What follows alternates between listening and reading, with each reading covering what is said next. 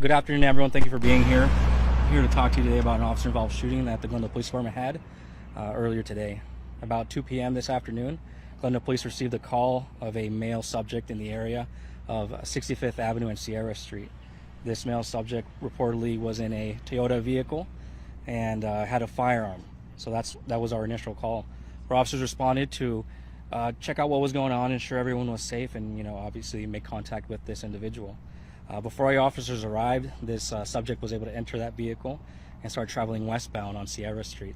At the same time our officers were arriving, one of our officers was traveling eastbound on Sierra Street. They crossed paths facing each other, and our officer observed the suspect point what was believed to be a weapon in his direction. At that point, our officer used lethal force against the subject, striking him, and this subject was transported to a local hospital to receive medical care. As far as we know, he is stable and is expected to survive, but is obviously expecting or receiving that medical care to, get better. It is an active investigation. It's very, very early on. All this information is preliminary, and as soon as we have more information, we're more than willing to share that. If you have any questions, please go ahead. Did the officers have any body cameras or dash cam cameras? Yes, they have body cameras. They have dash cams. Was the suspect's gun or possible weapons recovered? It's part of the investigation. A weapon has been observed, and our officers and detectives will be processing all parts of this scene as evidence. You can only say that it's a weapon, not a gun. Correct. Yeah, it is a weapon. How many times did the officers shoot? We saw quite a bit of bullet holes in the car. That's a part of the investigation. We don't have that exact number yet, but we do know that he did fire or discharge his weapon multiple times. There's only one officer involved? One officer involved in the shooting, a second officer as a witness. And then you said the weapon was pointed at the officer. Did that person discharge their weapon? We don't have that information right now. It's a good question. Were there any commands for him to put down the gun before that officer opened fire? That information I don't have right now. We know it was a very fluid scene. We know both vehicles were in motion, so with something so dynamic as that, sometimes it's difficult to give out commands. But we are investigating that, and that will be made known at a later time. To clarify, you mentioned that you got the 911 calls and then he got in a car. Was he walking? Were there reports that he was walking around the neighborhood with a gun or leaving a house with a gun? That's a great question. So we actually did receive multiple 911 calls of the subject in the area.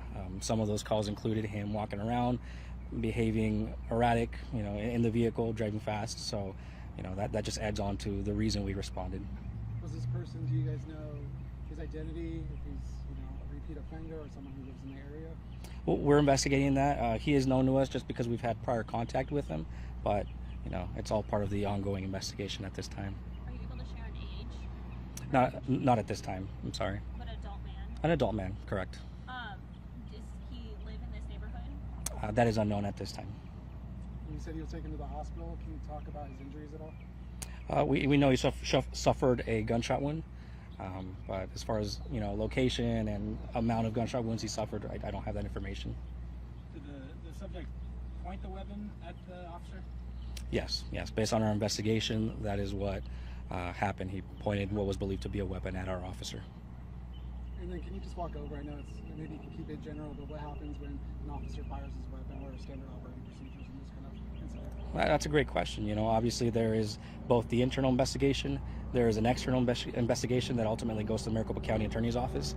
As far as the internal investigation, for us, our desire is to be transparent, correct? So we're part of the West Valley Incident Response Team. And because of that, Surprise Police Department will be handling this investigation as far as the officer involved shooting. So for additional information in the coming future, Surprise PD would be the ones to reach out to as far as that.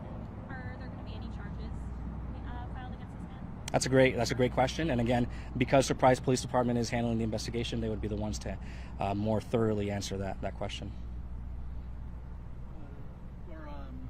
Bullet fragments or anything contained to just the street and no houses were hit? Great question. As far as we know, nobody was hit, no homes were hit, but with any projectile from a firearm or weapon, those pieces of evidence can be, littered all over a crime scene. So.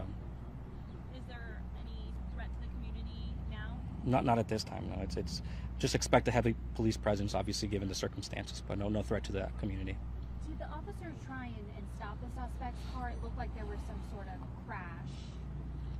We don't have that information right now. You know, it's possible they could have tried to stop him, but as far as we know, you know, a weapon was pointed at our officers, and they responded with firearm. Did the officer get out of the car and shoot, or shoot from like out in the car? I know it's kind of a weird question, but No, it's a great question. I understand it. From what we know, he fired his weapon, and in the process, he got out of his vehicle. So it's hard to say whether he fired inside of his vehicle through his windshield, or if he stepped out and fired more. It's all part of an ongoing investigation, which later can be made known once those details become available to you guys. How much longer do you think you guys will be out here tonight? That's a great question. I can say it will be with like hours.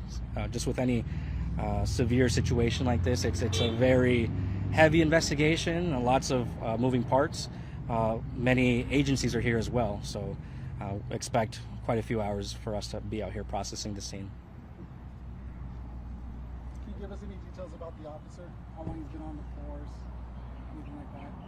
That's a great question. I don't know his exact years on the force, but no officers were injured. I'm glad you bring that up. All officers are safe and accounted for.